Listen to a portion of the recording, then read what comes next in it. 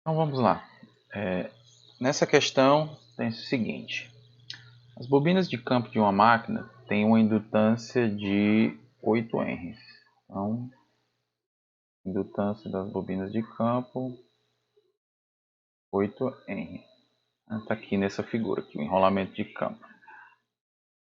Uma resistência de 60 ohms, então isso aqui é a resistência própria dessas bobinas, certo? Então a resistência dessas bobinas de campo, né? Qualquer enrolamento tem uma resistência, então uma resistência de 60 ohms, e são conectados a uma fonte CC de 120 volts. Está aqui a fonte, né? Essa chave aqui conecta o circuito de campo.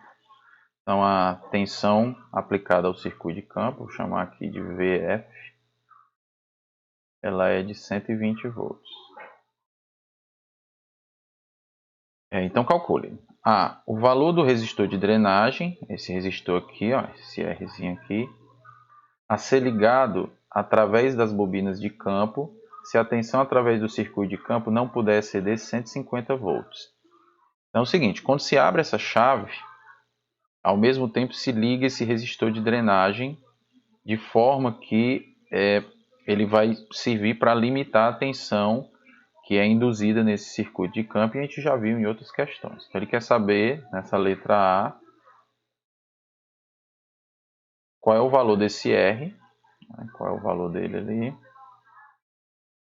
para que a tensão que vai ser verificada no circuito de campo não exceda 150 volts, certo? Então eu vou chamar aqui de EF, ela tem que ser no máximo 150 volts. Então vamos lá, vamos visualizar aqui como seria essa situação. Então é o seguinte, primeiramente quando a gente fecha essa chave, nós temos assim, uma tensão é aplicada, uma tensão CC, que a gente chamou aqui de VF, tensão aplicada no circuito de campo. Vou colocar aqui a chave, está fechada, certo? Na verdade aqui está dando a ideia do movimento, eu vou colocar a chave já fechada mesmo, certo? E o circuito de campo ele é um circuito RL, ele tem a sua resistência própria do circuito de campo e a indutância do circuito de campo. Ok? Então aqui é a resistência que a gente chamou de RF, aqui a indutância LF.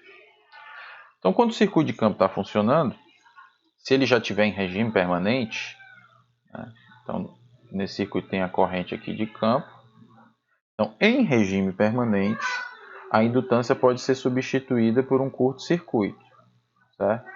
Então em regime permanente o nosso circuito só tem a resistência RF, certo? Então vou até desenhar então esse circuito como seria em regime permanente, é só a resistência RF e a fonte.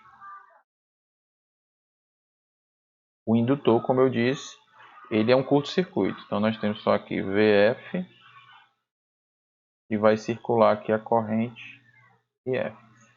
Então vamos primeiramente achar quem é essa corrente IF aqui, que é a corrente que circula no circuito de campo antes de abrir a chave, certo? Então essa corrente IF aí, eu vou colocar ela aqui, a corrente IF vai ser simplesmente VF dividido por RF, ou seja, VF 120,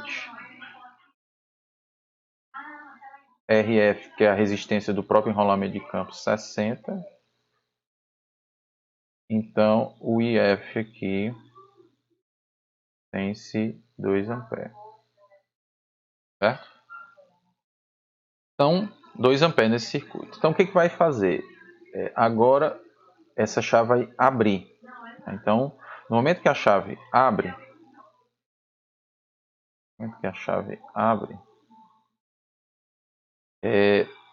continua-se, eu vou descer aqui um pouquinho, continua-se tendo a resistência própria do enrolamento de campo, a indutância de campo, só que essa resistência R ela é inserida no circuito. A chave, ela tanto, como eu disse, ela abre a fonte. Eu vou desenhar aqui a fonte, apesar da fonte não vai ter importância para a gente agora. Ela tanto abre a fonte, quanto ela vai inserir esse resistor aqui. Eu vou colocar uma chave aqui também, representando que esse resistor vai ser inserido aqui no circuito. Certo? Esse resistor R. Então nós temos aí, continua tendo o RF, continua tendo o LF, certo? E é inserido esse resistor. Ok? Então, como a gente já falou em outras aulas, a corrente no indutor não varia instantaneamente. Então, se a corrente estava aqui nesse sentido, ela vai continuar existindo, certo? Só que como essa chave abriu para cá e fechou para cá, essa corrente aqui ela vai circular por esse circuito aqui, ó. Ela vai circular por aqui. Então, vou chamar ela aqui de IF. Certo? E a gente viu que como é que vai ser o comportamento dessa corrente? Ela vai decrescer, porque não tem mais fonte. Né? Então, a tendência dessa corrente é apresentar esse comportamento aqui ao longo do tempo. Então, a corrente IF, certo? Ela vai começar com o valor que nós já calculamos, 2 amperes. E ela vai decrescer. Não sei o tempo que demora para decrescer, certo? Então ela vai acontecer isso aqui. A tendência dela é fazer isso. Só que o que ele quer nessa questão? Na letra A, ele quer exatamente o valor do R aqui para que a tensão que vai ser verificada nessa situação, essa tensão não exceda 150 volts. Então, como a corrente vai sempre cair, qual vai ser a tendência da tensão sobre o enrolamento de campo? Ela vai ter um valor máximo e cair à medida que a corrente cai, certo? E como é que a gente calcula essa tensão, que vai ser, eu vou chamar aqui de EF, certo? Eu quero saber, né, a gente já quer saber a resistência aqui para que essa tensão EF não passe de 150, certo? Então, eu vou só redesenhar esse circuito para ficar uma forma mais simples de ver. Então, é como se nessa situação aqui a nossa fonte de corrente é o indutor. Então, nós temos aqui um indutor, certo? E ele está alimentando uma carga que são duas resistências. Vou colocar aqui as duas em série. Que é a resistência R e a resistência RF. Então, esse indutor está alimentando essa carga aí. Então, a tensão que vai ser verificada é exatamente essa tensão aqui, ó, sobre esses dois resistores, certo? E como a corrente vai ter esse comportamento, essa tensão também vai ter esse comportamento. Então, vai acontecer que a tensão ela vai ter esse comportamento aqui. O EF ela vai começar de um valor máximo e cair. Né? Então, ela vai começar de quanto máximo? O que eu quero obter? Né? Eu quero achar esse R aqui para que esse valor máximo aqui não passe de 150. Certo? Então, eu quero achar esse R para que o máximo aqui da tensão não passe de 150. Então, como é que a gente acha? Como aqui é a queda de tensão, e minha corrente máxima é 2 amperes, então é só fazer aqui a lei de Ohm. Então, eu tenho que o EF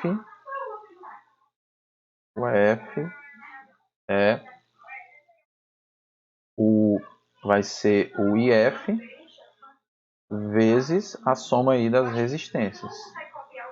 R mais RF. Como eu quero o R, vou isolar ele. Então, quem vai ser o R? Vai ser, passa aqui dividindo, né? EF sobre IF. E esse RF aqui passa subtraindo, menos RF. Então, substituindo, nós vamos ter EF sobre IF. Então, o EF, que é o máximo que eu quero obter, 150 volts, dividido IF, que é 2 amperes, menos o RF que foi dado, que é a resistência própria do enrolamento, 60. Tá? Então, 150 sobre 2 é 75, menos 60, nós vamos ter que o R, que é o que nós queremos obter, resistência de drenagem, vai ser 15 ohms. Okay? Que é exatamente, vamos verificar ali na resposta, mas creio que é exatamente isso aí. Então está aqui, resistência de drenagem, 15 ohms. Okay? Então está aí a letra A. Letra B. O tempo requerido para que a energia que está armazenada no indutor ela se descarregue, né? A energia armazenada no campo magnético, ou seja, no indutor, ela se descarregue no resistor de drenagem, certo? Então vamos lá.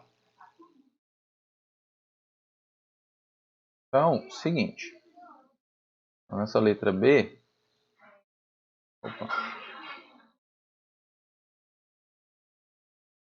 então nessa letra B eu quero o tempo de descarga, que em outras questões a gente chamou ele de ΔT. Né? Ou seja, o tempo para essa corrente aqui sair do 2 A e zerar. Ou aqui a tensão também sair de 150 volts e zerar. Então vamos lá. Como a gente está vendo aqui, nós temos aqui um circuito que a gente chama de circuito RL, resistivo indutivo. E como a gente mostrou nos gráficos, ele não se descarrega instantaneamente. Ele tem aqui esse tipo de comportamento. Certo? Então, esse tipo de circuito, ele tem o que a gente chama de constante de tempo. Aqui, no caso aqui, eu vou chamar... Normalmente a gente usa essa letra tal. E eu vou botar aqui tal RL, que é a constante de tempo de um circuito RL. Certo? Essa constante de tempo, ela é a indutância, no caso a indutância do nosso circuito aqui é LF, dividido pela resistência, que na descarga é a soma das duas resistências aqui, RF mais R. Certo? Então, todo circuito RL tem essa constante de tempo. E esse ΔT, a gente pode mostrar que esse ΔT ele é exatamente não, ele é aproximadamente 5 constantes de tempo, o tempo de descarga. Certo? Alguns livros dizem que é 4,6, 4,7, mas a maioria traz como 5 constantes de tempo. Certo? Então, basta a gente achar a constante de tempo, colocar aqui, a gente acha o tempo de descarga. Então, isso vai acontecer em qualquer circuito RL. Então, substituindo o LF, que é a nossa indutância, deixa eu olhar aqui quanto é o valor dela, LF 8 Henries. Então, nós temos aqui 8 Henry dividido RF 60 e o R, que nós achamos na questão anterior, 15. Ou seja, vou dividir aqui, 8 dividido por 75, nós temos 0,107, né? 106 e uma dízima. Então, 0,106, aí vários 6 aqui, eu vou botar um 7. Constante de tempo é em segundos, certo? Então isso é a constante de tempo desse circuito RL. Mas ele quer o tempo de descarga, então o tempo de descarga é 5 vezes essa constante de tempo, 0,1067. Então, multiplicando isso aí por 5, nós vamos ter que o nosso ΔT, então, multiplicando por 5, nosso ΔT vai ser 0,5 e uma sequência de 3 também. 0,5, vou botar aqui 33 segundos. Então, isso é o tempo de descarga dessa corrente armazenada no campo magnético. Ok? Só conferindo a resposta, aqui 0,533. E agora ele quer a energia total que é descarregada quando o circuito de campo é desligado. Então, todo indutor vai armazenar uma energia no campo magnético, ele quer saber essa energia. Então, na letra C, a energia que estava armazenada e, portanto, vai ser descarregada. Então, é o ômega L. Certo?